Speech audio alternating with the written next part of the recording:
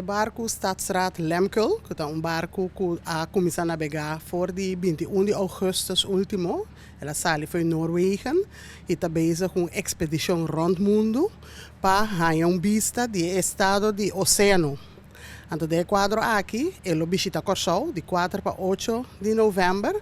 Caminho ele faz alguma investigação de nos awanan, pero também lo discutir e papia com diferentes pessoas aqui na tocante com nós por conservar o nosso oceano, que está lá nos visa parte importante para nós, que está habitante na isla, é fonte de comida, pero está também fuente para desenvolvimento econômico de nós e de caso aqui hopi outra isla e hopi outro país no mundo. E de quadro aí, nós está recebendo barco, nós está facilitando, nós fazemos crew change aqui nós temos diferentes atividades, nós fazemos hasta uma visita no governador para assim fazer tu rende consciente da importância de la mão.